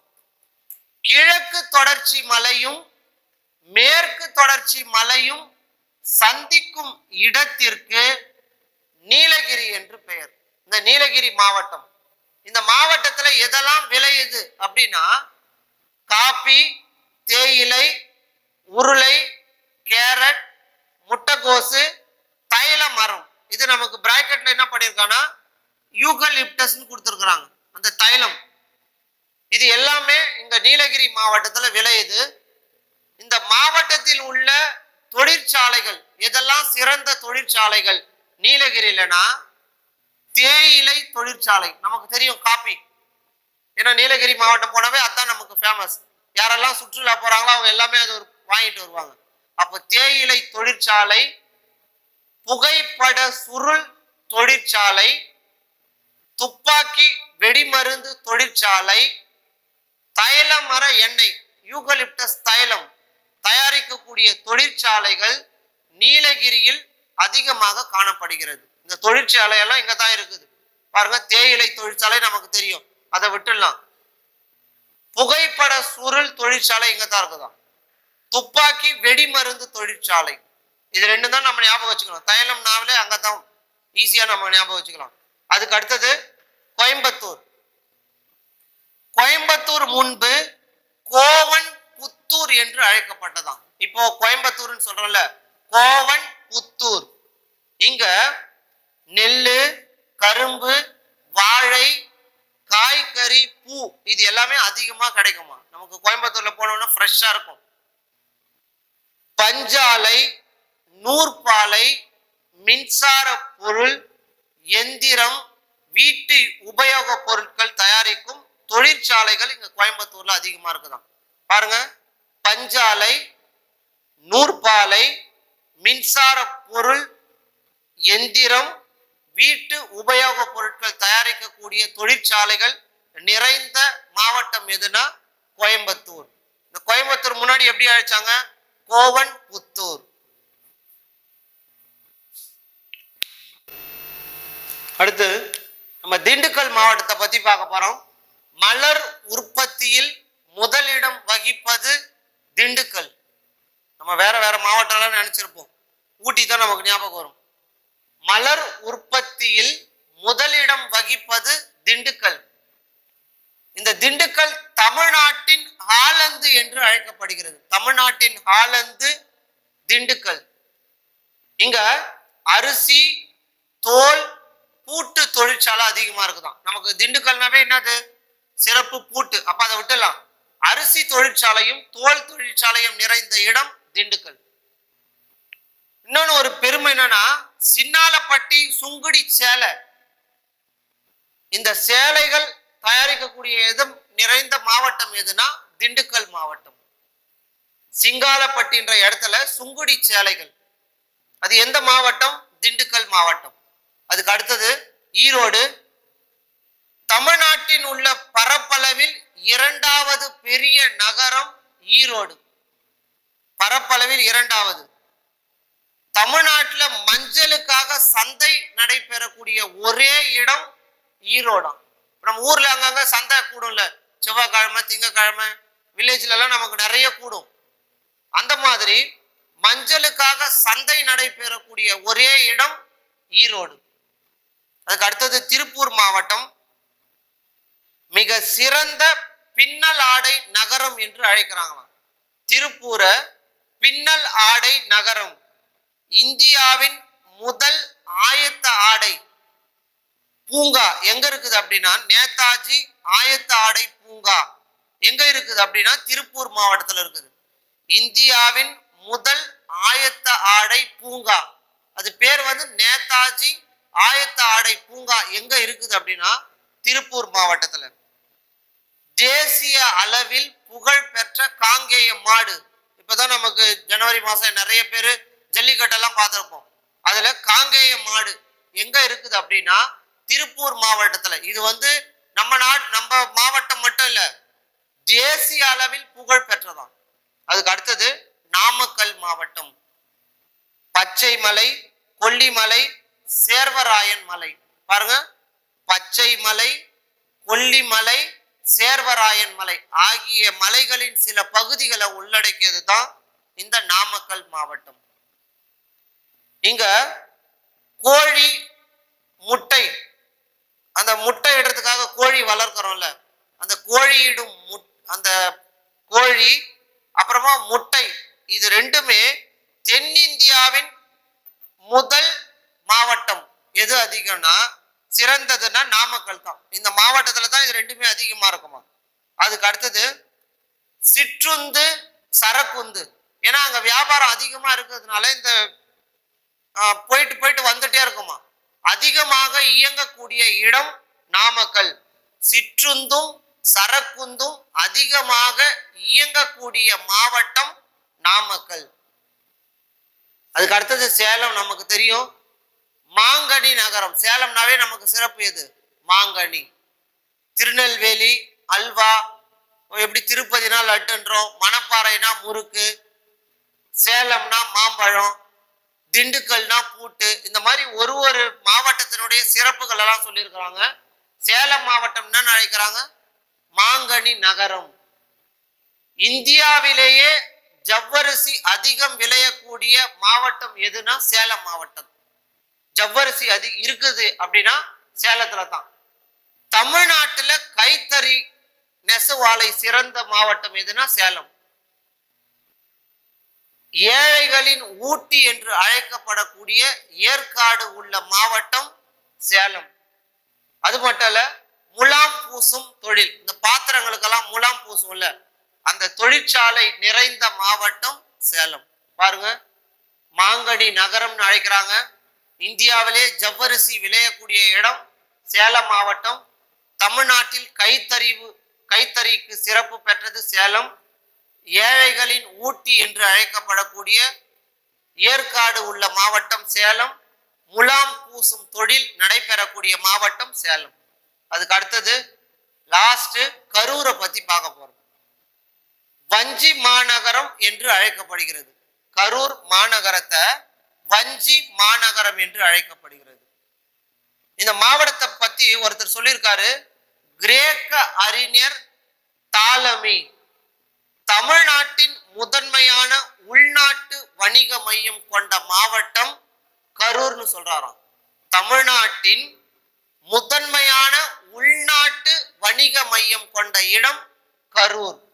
இங்க கல் குவாரி தொழிற்சாலை இருக்குது. கரூர்ல கல் குவாரி தொழிற்சாலை. அது மட்டும் இல்ல, பேருந்து கட்டுமான தொழிலின் சிகரம் கரூர். இப்ப பாருங்க, லாரி ஆகட்டும் பஸ் ஆகட்டும் எங்கன்னா ரிப்பேரு இல்ல புதுசா நம்ம வண்டி கட்டணும் அப்படின்னா எங்க போவாங்கன்னா கரூருக்கு தான். அதனால தான் பேருந்து கட்டுமான தொழிலின் சிகரம் எது? கரூர். அதுக்கு அடுத்தது ஒவ்வொரு மாவட்டத்தினுடைய சிறப்பும் அதனுடைய பெயர்களும் கொடுத்துக்கிறாங்க. தூத்துக்குடி என்னன்னு அழைக்கிறாங்கன்னா முத்து நகரம். தூத்துக்குடிக்கு பேரு முத்து நகரம், ஏன்னா அங்க முத்து நிறைய விளையும். அதனால சிவகாசி தொழிற்சாலை அதிகமா இருக்கிறதுனால குட்டி ஜப்பான்னு சொல்றாங்க. சிவகாசிக்கு பேர் குட்டி ஜப்பான். அதுக்கு அடுத்த பேர் மதுரை. எப்பவுமே வேலை செஞ்சுனே இருப்பாங்க, தூங்கவே மாட்டாங்க. அதனால தூங்கா நகரம். மதுரை தூங்கா நகரம். திருவண்ணாமலை தீப நகரம், எப்பவுமே விளக்கு எரிஞ்சிட்டே இருக்குன்றதுனால தீப நகரம். பாருங்க, தூத்துக்குடி முத்து நகரம், சிவகாசி குட்டி ஜப்பான், மதுரை தூங்கா நகரம், திருவண்ணாமலை தீப நகரம் என்று அழைக்கப்படுகிறது. அடுத்து இயல் 7ல பாரத ரத்னா எம்ஜி ராமச்சந்திரனை பத்தி நம்ம பார்க்க போறோம். கும்பகோணம் மாவட்டத்துல ஆணையடி பள்ளி அப்படின்ற ஒரு ஸ்கூல்ல 2 குழந்தைங்க மதிய உணவுக்கு இல்லாம கஷ்டப்பட்டு இருந்துக்கிறாங்க. பெரிய பெரிய பணக்கார பசங்கெல்லாம் மதிய உணவு சாப்பிட்டு இருந்துக்கிறாங்க. 2 அண்ணன் தம்பி சாப்பாட்டுக்கு கஷ்டமா இருந்திருக்கிறாங்க. அதுல தம்பி, அண்ணா எனக்கு ரொம்ப பசிக்குது அப்படின்னு சொன்னானா. அதுக்கு அண்ணன் சொல்லியிருக்காரு, நம்ம சாயங்காலம் போய் நம்ம சாப்பிடலாம் அப்படின்னு சொல்லும்போது, எதனால நம்ம மதிய உணவு சாப்பிட முடியலன்னும் போது, நம்ம கிட்ட பண வசதி இல்லை. அந்த மதிய உணவு பிரச்சனையை போக்கணும் அப்படின்றதுக்காக தான் முதலமைச்சராக வந்த பிறகு காமராஜர் மதிய உணவு திட்டத்தை விரிவுபடுத்தினாராம். யாரு? அவர்தான் பாரத ரத்னா எம்ஜிஆர். ஏன் அப்படின்னா, தான் படிக்கும் போது உணவு கஷ்டம் உணர்ந்து இந்த திட்டத்தை அவர் அறிமுகப்படுத்தினாரு. அவர் அறிமுகப்படுத்தின திட்டத்துக்கு பேரு சத்துணவு திட்டம். அந்த சத்துணவு கூட காய்கறிகளையும் பருப்பு வகைகளையும் நமக்கு குழந்தைகள் கொடுக்கணும் அப்படின்னு சொன்னாராம். இந்திய அரசால் வழங்கப்படும் மிக சிறந்த நடிகருக்கான பாரத் அப்படின்ற விருதும் எம்ஜிஆர் வாங்கி இருக்கிறார். இவர் எங்க பிறந்தார்? இவருடைய அப்பா அம்மா யாருன்னு பார்த்தா, கேரளாவில் பிறந்து குடும்ப சூழ்நிலையின் காரணமாக இலங்கைக்கு இவங்க குடிபெயர்ந்தாங்களாம். அந்த இலங்கையில கண்டின்ற இடத்துல 1917 ஜனவரி திங்கள் 17ஆம் நாள்,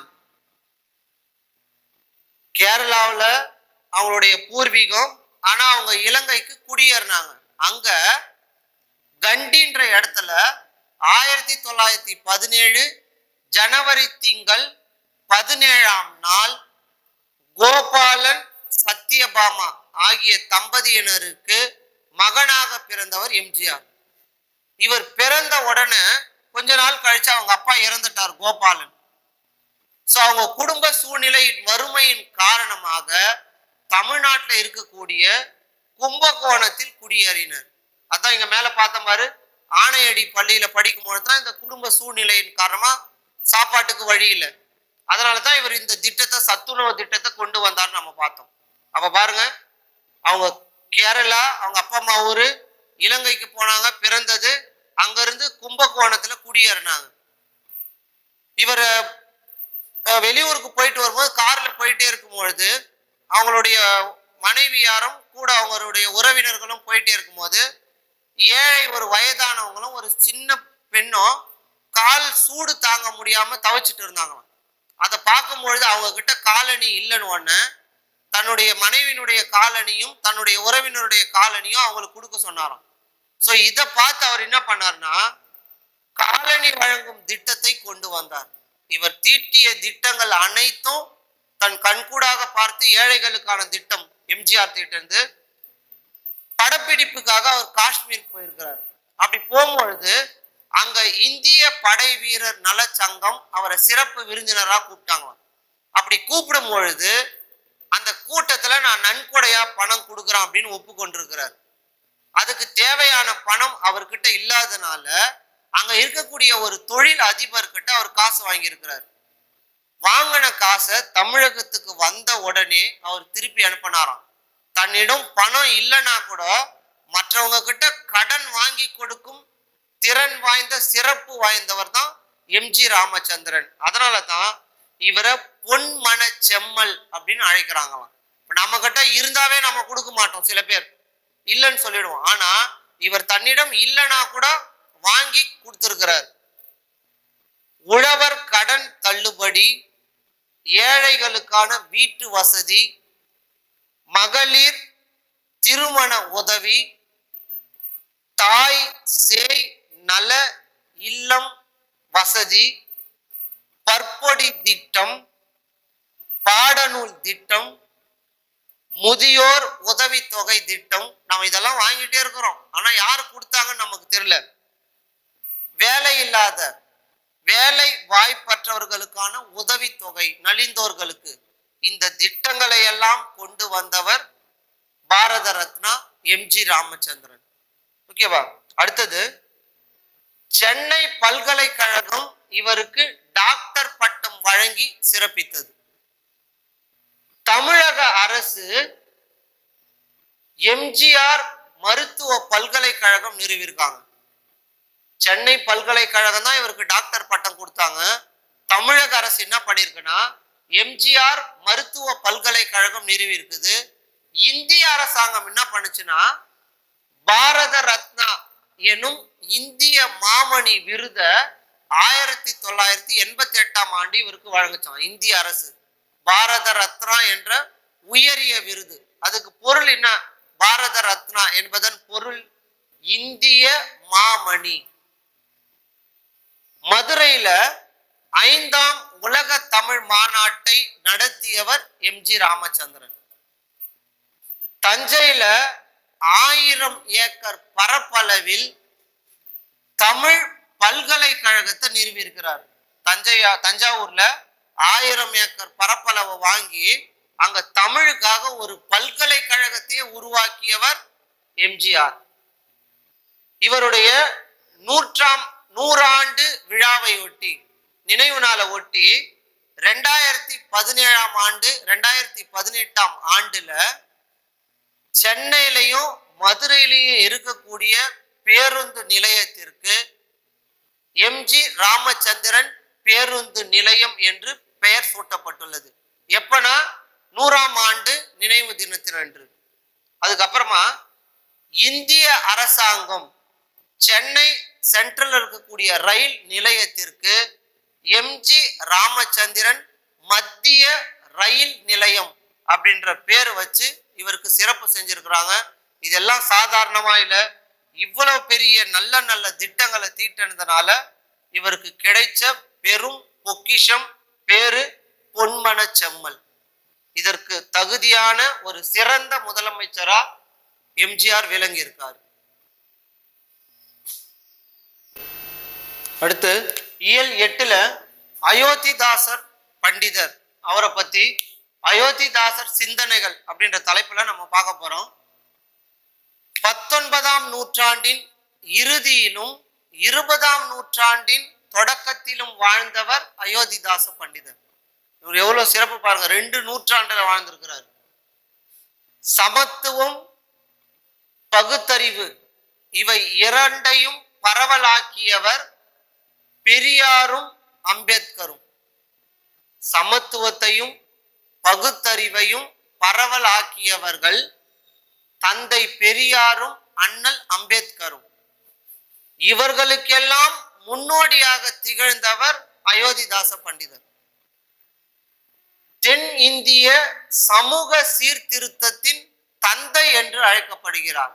தென்னிந்தியாவின் சமூக சீர்திருத்த தந்தை என்று அழைக்கப்படுபவர். 1845ஆம் ஆண்டு மே திங்கள் 20ஆம் நாள் சென்னையில் பிறந்தவர். 1845 மே திங்கள் 20ஆம் நாள் சென்னையில் பிறந்தவர். இவருடைய இயற்பெயர் காத்தவராயன். இவர் ஒடுக்கப்பட்ட சமூகத்தை சார்ந்தவர். அதனால இவருக்கு படிக்கும் பொழுதே இவருக்கு படிப்பெல்லாம் கூட தடுக்கப்பட்டுதான்.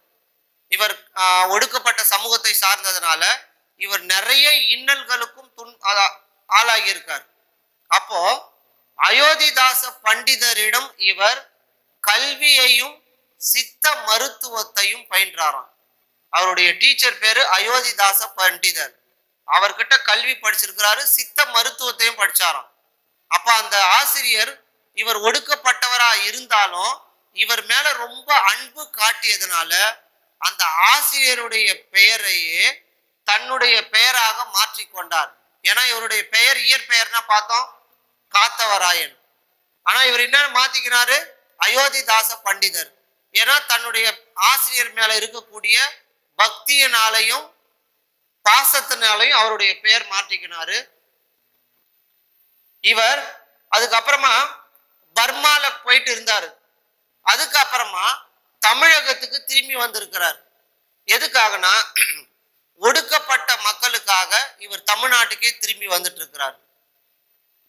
அதுக்கு அடுத்தது இவர் பாலி, வடமொழி, ஆங்கில மொழி ஆகிய 3 மொழிகளிலுமே தேர்ச்சி பெற்றவராம்.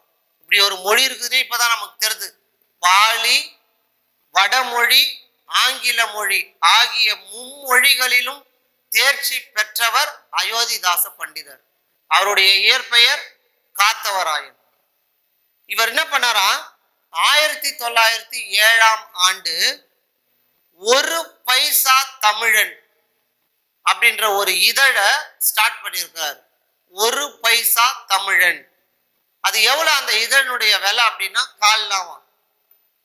நாளடைவில் போக போக மாதங்கள் பல போயிட்டு ஒரு வருடம் ஆன பிறகு ஒரு பைசா தமிழன்றதுல ஒரு பைசான்ற வார்த்தையை எடுத்துட்டு வெறும் தமிழன் என்று பெயரை மாற்றினாராம்.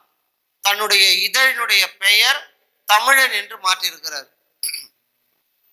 இவர் நிறைய நூல்களை பதிப்பிச்சிருக்கிறார் அயோத்திதாச பண்டிதர்.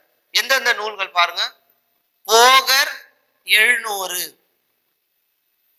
அகத்தியர் 200, சிமிட்டு ரத்தின சுருக்கம், பாலவாகடம் போன்ற நூல்களை பதிப்பித்துள்ளார்.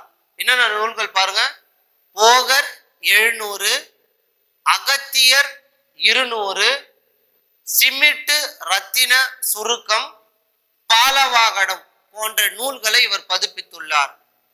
இவர் என்ன பண்ணாரா, இவருடைய கருத்து என்னன்னா, பசுவும் புலியும் ஒரே நீர்த்துறையில் நீர் அருந்த வேண்டும். இது எங்கன்னா சாத்தியமா? சாத்தியம் இல்லை. ஆனா எப்போ அந்த மாதிரி ஒன்னா அருந்துறாங்களோ அப்பதான் அனைவரும் சமம் அப்படின்ற ஒரு கருத்தை முன்மொழிந்தவர். பசுவும் புலியும் ஒரே நீர்த்துறையில் நீர் அருந்த வேண்டும் என்று கூறியவர் அயோத்திதாச பண்டிதர். அயோத்திதாச பண்டிதர் பகுத்தறிவு பிளஸ் சீர்திருத்தத்தின் முன்னோடி. பகுத்தறிவு மற்றும் சீர்திருத்தத்தின் முன்னோடி யாருன்னா அண்ணல் அம்பேத்கரும் அப்பாதுரையும் என்று கூறியவர் யார்? பகுத்தறிவு சீர்திருத்தத்தின் முன்னோடி அயோத்திதாச பண்டிதர், அப்பாதுரை, இவங்க 2 பேர் தான் அப்படின்னு சொன்னவர் யாருன்னா தந்தை பெரியார். அப்ப தந்தை பெரியாருக்கு முன்னோடி யாரு? அயோத்திதாச பண்டிதர், அப்பாதுரை. இவங்க தான் பகுத்தறிவு சீர்திருத்தத்தின் முன்னோடியாம். புத்தரது ஆதி வேதம் புத்தர் சரித்திரப்பா. புத்தரது ஆதி வேதம் புத்தர் சரித்திரப்பா, இந்திர தேச சரித்திரம், விவாக விளக்கம் போன்ற நூல்களையும் திருவள்ளுவர், ஔவையார் பௌத்த கோட்பாடு அடிப்படையில் விளக்கம் எழுதியிருக்கிறார். இந்த நூல்களுக்கு பௌத்த கோட்பாடு அடிப்படையில் விளக்கமும் மேல இருக்கக்கூடிய இந்த நூல்களையும் எழுதியிருக்கார். சென்னை தாம்பரத்துல அரசு மருத்துவமனையில அயோத்திதாச பண்டிதர் மருத்துவமனை அப்படின்னு பேர் வச்சிருக்காங்க. இவர் 1892 ஆண்டு திராவிட மகாஜன சங்கம் எனும் ஒரு சங்கத்தை நிறுவி ஆரம்பிச்சிருக்கார். வாழும் தலைமுறை எப்படி வாழணும், தலைமைக்கு என்ன தகுதி, மக்களும் மழையும் அப்படின்னும், அரசியல் விடுதலையும் மக்கள் உரிமையும் அப்படின்ற தலைப்புல அயோத்திதாச பண்டிதர் நிறைய கருத்துக்களை சொல்லியிருக்கார். மக்கள் வாழும் முறை, தலைமைக்கான தகுதி, மக்களும் மழையும், அரசியல் விடுதலையும் மக்கள் உரிமையும். அடுத்து இயல் 9ல சட்டமேதை அம்பேத்கரை பத்தி நம்ம பார்க்க போறோம். நிறைய தலைவர்களை பார்த்திருக்கிறோம்.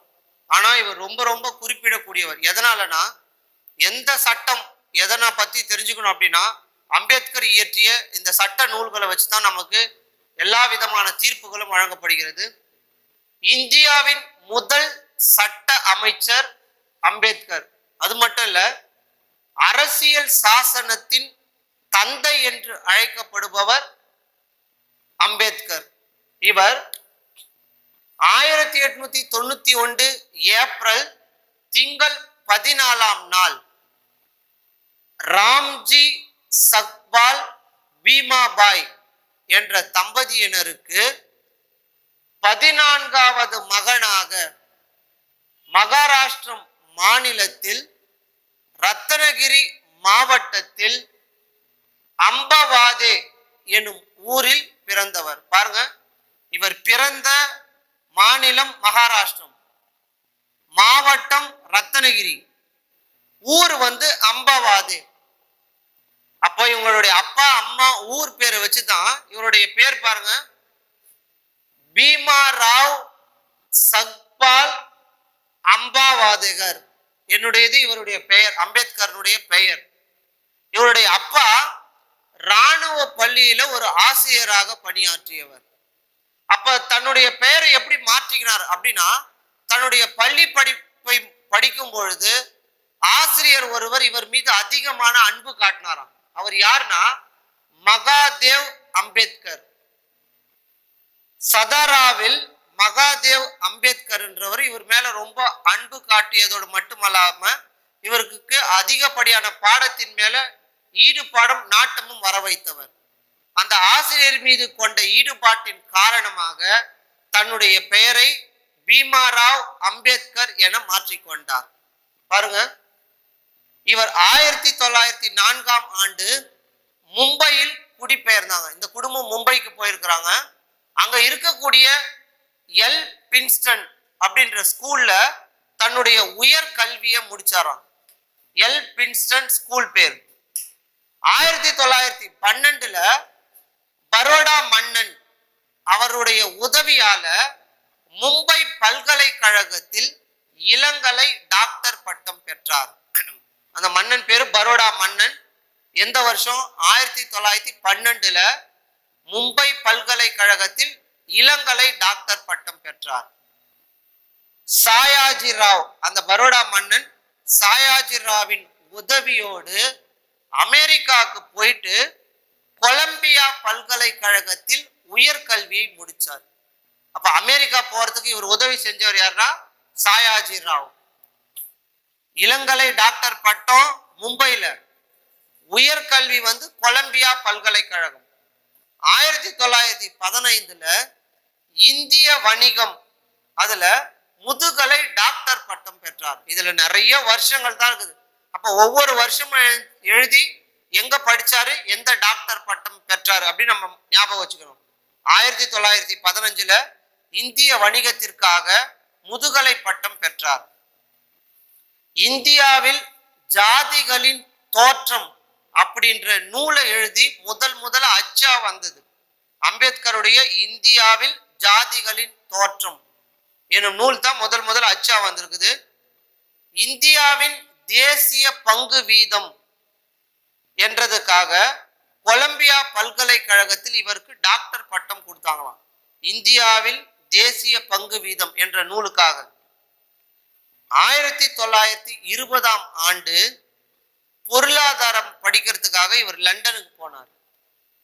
அது மட்டும் இல்ல, 1921 முதுநிலை அறிவியல் பட்டம் பெற்றார். நம்ம இதெல்லாம் பார்க்கும் போதே தெரியும், அம்பேத்கர் பேருக்கு பின்னாடி நிறைய பட்டங்கள் இருக்குமா.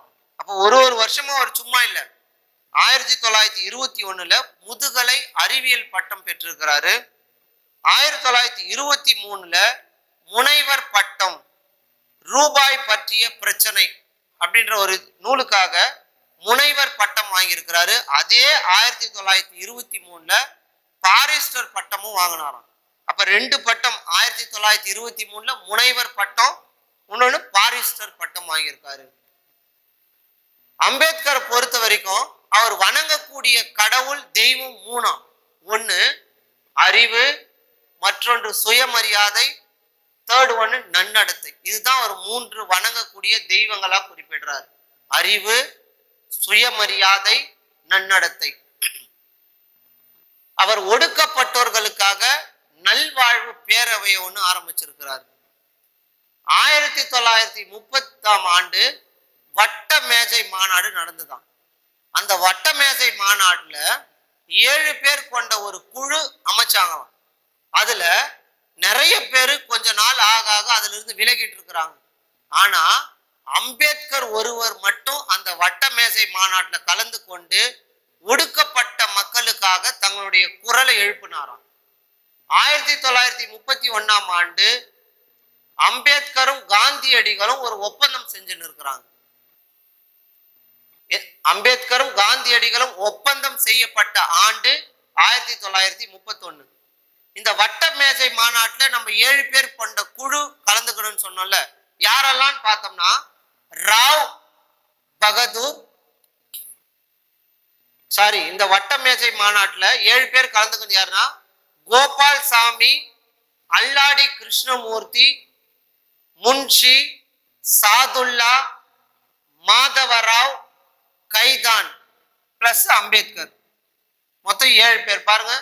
கோபால் சாமி, அல்லாடி கிருஷ்ணமூர்த்தி, முன்ஷி, சாதுல்லா, மாதவராவ், கைதான் மற்றும் அம்பேத்கர். ஓகேவா? இவர் இந்த அம்பேத்கர் புத்த சமயத்துல அதிகமான ஈடுபாடு கொண்டவராம். அதனால 1956 நாக்பூர்ல இந்த புத்த சமயத்துல தன்னை இணைத்து கொண்டாராம். அக்டோபர் 14 நாக்பூரில் நடைபெற்ற மாநாட்டில் புத்த சமயத்தில் தன்னை இணைத்து கொண்டார். நமக்கு எப்படி எம்ஜிஆரும் இறந்த பிறகுதான் பாரத ரத்னா விருது கிடைச்சது, அதே மாதிரி அம்பேத்கருக்கும் 1990 பாரத ரத்னா விருது வழங்கப்பட்டது. ஓகே, இன்றைய வகுப்புல இயல் 1 5 வரைக்கும் 6 9 வரைக்கும் நம்ம உரைநடை மொத்தமா நம்ம பார்த்திருக்கோம். அடுத்த வகுப்புல இந்த இயல் 1 முதல் 9 இயல்கள் வரை தேர்வு நடைபெறும். அனைவரும் நன்றாக படித்து தேர்வை நன்காக எழுதவும். நன்றி, வணக்கம்.